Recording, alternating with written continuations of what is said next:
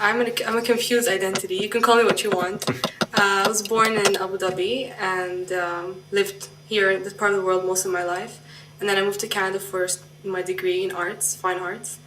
Um, I mean, I identify myself as a Palestinian and also as a Canadian because I lived in Canada for quite some time. And I see myself belonging to that culture more than anywhere else because I've actually lived there. So you can call me Palestinian, you can call me Canadian, you can call me Emirati, you can call me whatever you want. You have a whole variety over. So, what am I? I'm an artist. I'm basically a designer. I like composition, I like color, I like texture. I've worked mainly on painting, drawing, and 2D. Now I'm a graphic designer, and I'm trying to gain as much experience as possible, hoping to be a professional designer in the BTL section. So, logos, brochures, leaflets, stuff like that. But ultimately, my dream is to get back into conceptual contemporary art and to basically represent my faith through art.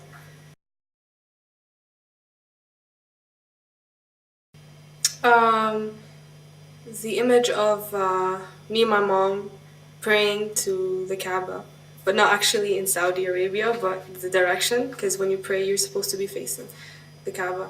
And I imagine this is the first memory that I can actually remember now, is that my mom she would put on the veil, the hijab, and she would face the Kaaba, and I would look and I would wonder, well, what is she doing?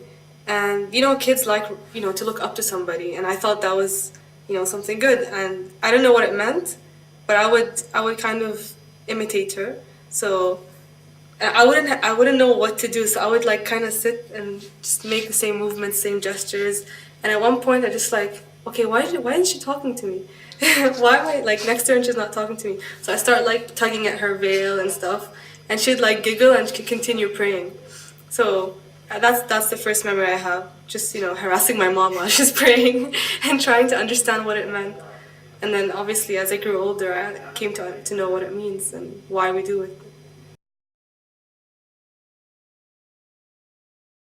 To be very honest, only in my later stage, becoming just past teenage, when I turned between 19 and 20, did I really have that understanding.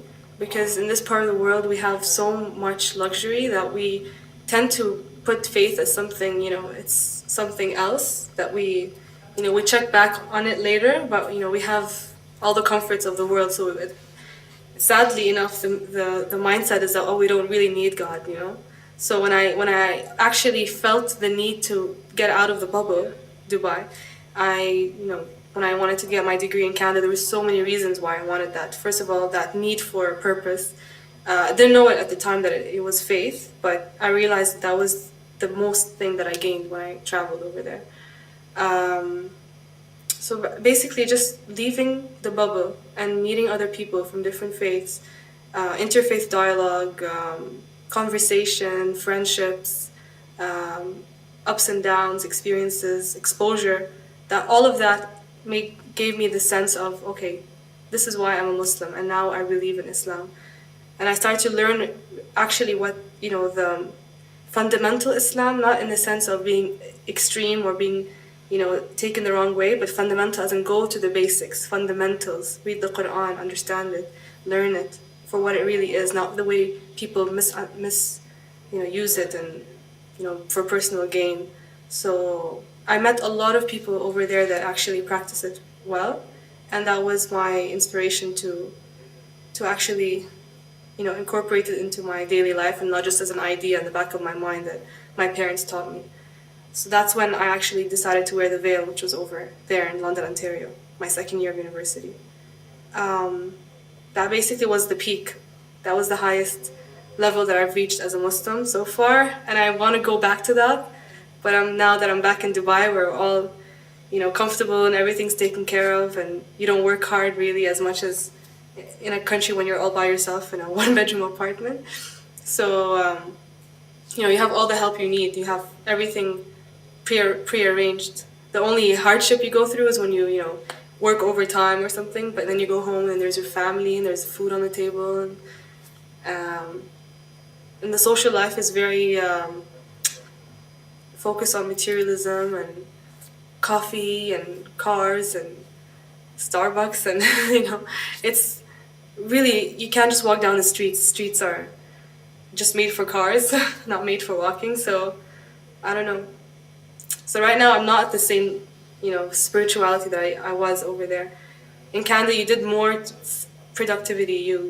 You worked harder in every aspect to be the person that you wanted to be. But over here, it's different. It's money based. Everything is money based. So it kind of drives you away from your real purpose. So I keep trying to remind myself, and it's at times like these, and that I, take it as an opportunity to reflect. So it's helping me out too.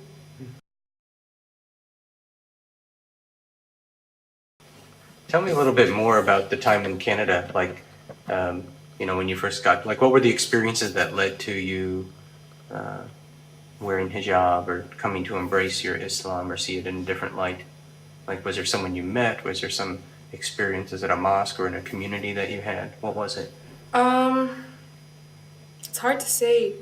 Uh, I was a very stereotypical Arab middle class girl coming into Canada. I was sort of spoiled and had everything I ever wanted. So my life was based on, basically, whose daughter I was and how much money we had, and that's what formed my identity. I mean, I would say I was Palestinian, I would say I was Muslim. Those were the terms I introduced myself with. But ultimately, my actions weren't reflecting any of those. I mean, they're not. When you say Palestinian, doesn't mean it's one mold or one thing. But at the same time, I was not nationalistic. I was not religious. I was not anything. My identity was very void of anything. The only thing I had that was special or something that I could say for myself that I was proud of was that I'm a good designer and I'm an artist. So going into the arts, it opened up a lot of opportunities to meet different people that discuss, people that engage in conversation. And I've had the whole glamorous life, going out and parties and the whole thing. And when you get too much into that scene, you feel that what's my purpose in life? That question was what drove me to really ask questions. And of course, world events, September 11th, people starting to think, what is this Islam and why do you identify yourself with such a horrible religion and all these bad, negative, perspectives of religion. And I realized, wow, my reaction is that no, I want to understand, why do these people think so negatively? Why do I think I'm a Muslim when I don't practice? Why don't I pray? All these questions. And then I just realized that my need for purpose and my need to know what I am. I mean, there's a lot of identity conflict that was happening, but it drove me to go and start, taking action and start understanding. So I would go to clubs on campus and spiritual clubs. I mean, there was a Campus for Christ, and there was the Hilal, which was for the Judaism, and there was obviously the Muslim Student Association. And I felt that, at the beginning, I thought of the idea as, oh, this is way too organized and too exclusive. I mean, why would people, just form a club and, sit and call themselves Muslims and, just, it's too exclusive. What is this? I was never used to that. But then I realized, no, these people are activists. These people aren't just, saying that they're better than other people. They're working hand in hand. I mean, Campus for Christ and the Muslim Student Association were organizing events together. Soup kitchens, they would tell Muslims to go and help out in the church to serve the poor. And, in Iftar, when there was Ramadan, they would help. The Christians would come and help out with the food as well.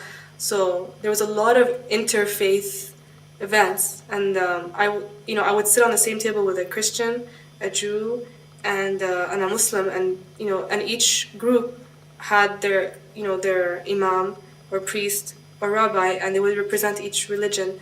And people would have debate and very civilized debate. And that was like a dream come true for me. I mean, first of all, I learned so many basic things I had no idea about.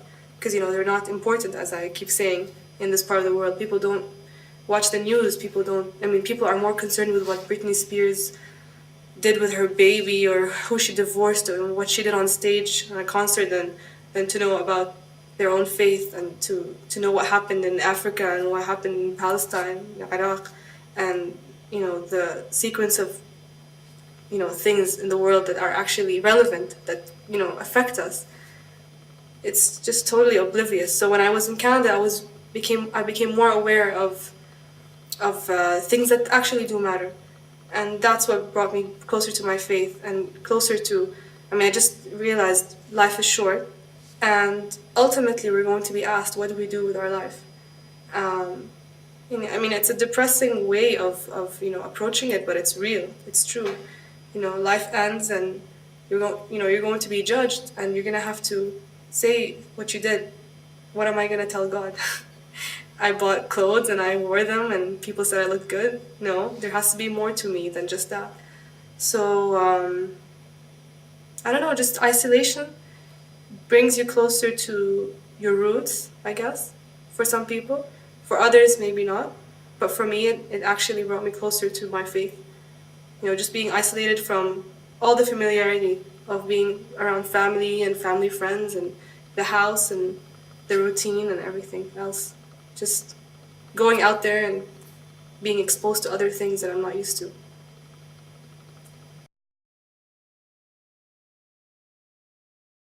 Tell me, tell me about the actual, I want to say moment, or the very specific evening or day where you remember deciding to wear hijab.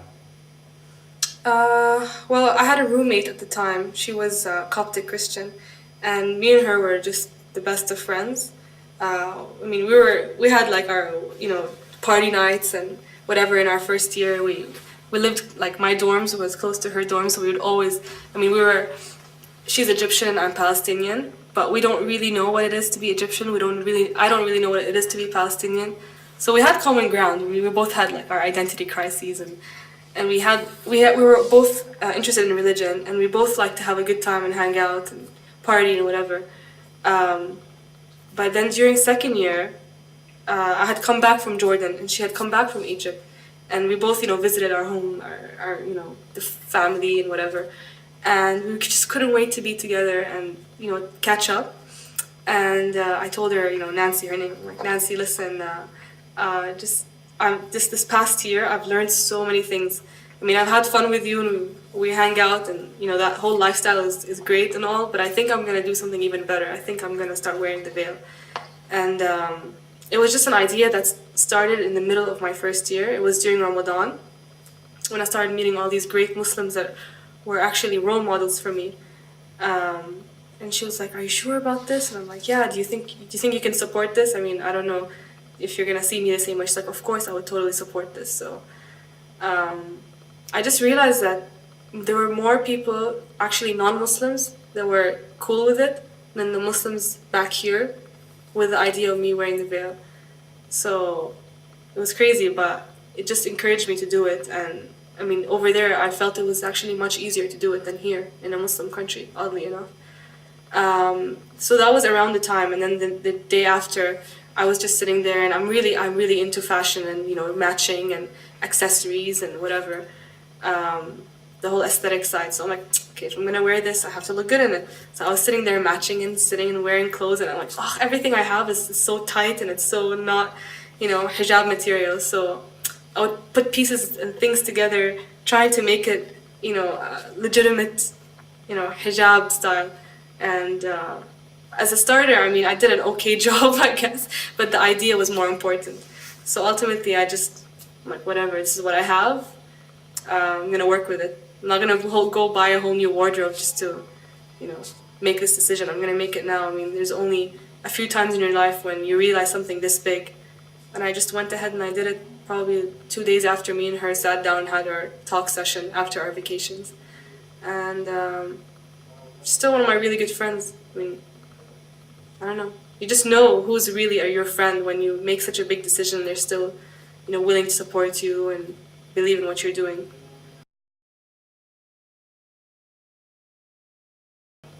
Tell me about a time where you feel like your faith was tested. My faith was tested. just coming back to Dubai.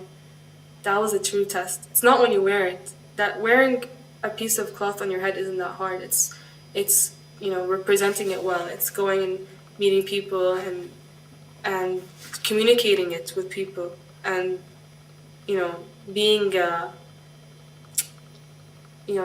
knowing the intention of why you're doing it every single day when you put it on, and not just becoming mindless and just wearing it and taking it as a routine and just a ritual. It's actually believing it and practicing it and living it and breathing it is the test. So the biggest test is actually when I came back to this part of the world, the Arab world, because people really over here, the majority, I don't want to generalize, are they've got it all wrong. I mean, Dubai is a Middle Eastern hub of westernization, and people are really proud of that. It's really beautiful on the billboards and it's marketed very well and everybody knows. But when you, as a person who lives here, who's been raised here, it's the people that the culture is based on materialism. It's based on money. It's based on very superficial things. So when you come back as a veiled young woman from the background of a middle class background, and they know you as one person, you come back and you're like, hello, I'm wearing a cloth on my head, and they're like, what did you do? And they have this very backward impression of it. And funnily enough, these are Muslims that are thinking this way and they're reacting this way negatively. But over in Canada, where people are so diverse from different cultures, and I had a lot of Canadian friends, Asian friends, Indian friends, Jewish friends. I had so many different friends, and they respected me because I was wearing the veil. So that dichotomy between, being in the West and being in the East, and the strangeness of how you would think that Muslims would be happy and the non-Muslims would be against it, and realizing that it's the Muslims that are ashamed of declaring their identity and holding it up and representing it in public. It's sort of disappointing.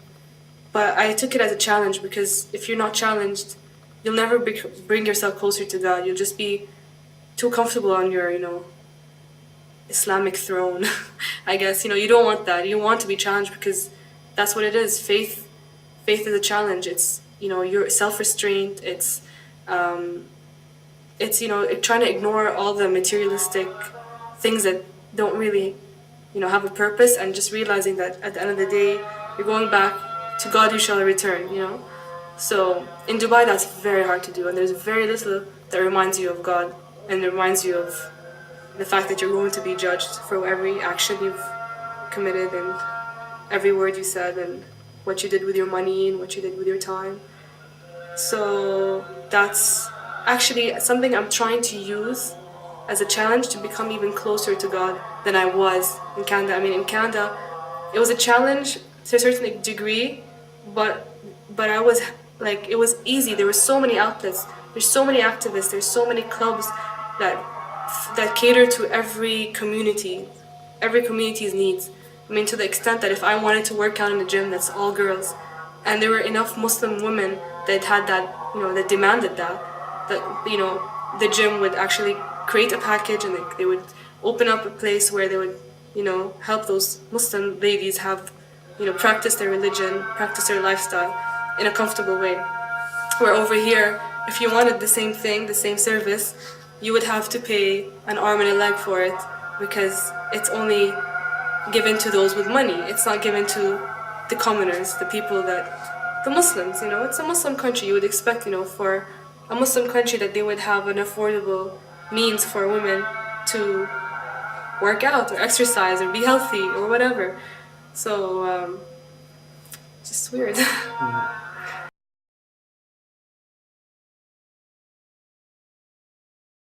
Do you feel like there's ever, especially at any time, do you ever feel like there's been a situation where maybe you had an issue or something, you just turned it over to God? You just said, I can't handle this. Do you ever feel like God has intervened in your life in a particular way? Islam is a very practical religion. sometimes I feel, because I'm not one of those people that, I'm a very extrovert kind of person. Like, I love people, I love socializing. And when you go out there wearing the veil and, trying to be in the middle and not being too much this way and too much that way, not forgetting your religion and putting it aside and using it whenever on a whim you want to use it, and at the same time being so strict on yourself that you don't interact with other people with other mentalities. It's so easy to be an extremist. When you take the middle ground, there's so many gray areas and you don't know where to fit in. So yeah, it's at those moments where I feel like, I mean, if you're driving down the street, you're gonna see like a club with techno music and whatever, and you're gonna find a mosque and you're gonna hear the adhan, Allahu Akbar, and you're it's funny, it's a funny experience because you find like a woman wearing the veil and abaya, completely covered, and then you'll find someone in like mini skirts, people in mini skirts and stuff. So, and I'm right in the middle. Like, I love fashion, I love looking good. At the same time, I love my religion, and I don't see that they have to clash necessarily. But there are some times where, you know, I don't know how exactly a Muslim should be in a certain situation. I mean, in our religion, alcohol is forbidden, and alcohol is something that people love in this country. So I mean, even my closest friends that never touched it, I mean, now are regular drinkers. So when I sit with them on the table, even that's a debate. I mean, should you sit on a table where there's alcohol? I don't know. I declare myself as a liberal Muslim, so I try to be as open-minded as I possibly can without compromising on my beliefs. So, I mean, it's easier said than done, I guess. And it's at those confusing times that I turn to God and I'm like, okay, I don't know what to do, but I'm doing my best and hoping that, it will be understood that way by Him.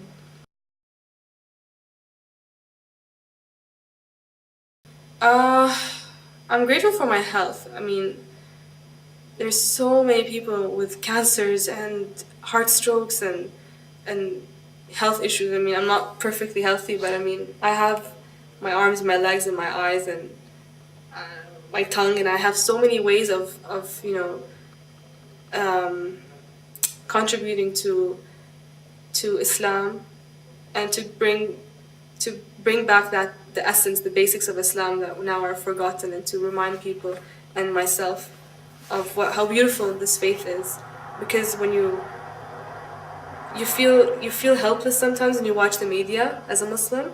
It's like a really bad time to be Muslim because it's so badly marketed. And I'm grateful that I have this education, I have a degree, I've been exposed to people from all over the world. Um, I have, I have artistic skills. I can communicate through that as a medium, and I mean, I think I've done a good job with my art, although the critiques kind of like break you down.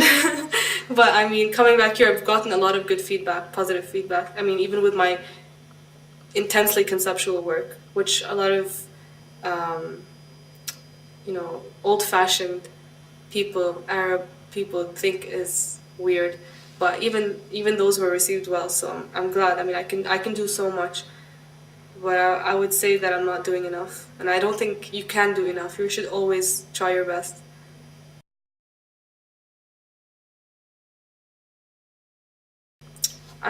My greatest wish is to be a very powerful tool in making people understand the true version of Islam, not the messed up, wrongly misused, misrepresented version, and just for Islam as in general to be understood properly by not just Americans or Jews or whatever, by Muslims, because Muslims, I feel, aren't even doing their part. So my greatest wish is obviously to start with myself and hopefully bring everyone around me to help out in that purpose.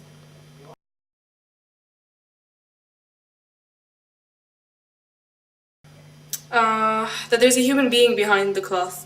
It's not just, a girl who's not showing her hair and her body and is deprived. It's a girl with crazy sense of humor, with crazy art skills, with a lot of experience in life, who loves people, loves the world, loves culture, loves art, and probably has more in common with you than her own family members. Thank you so much. Thank you.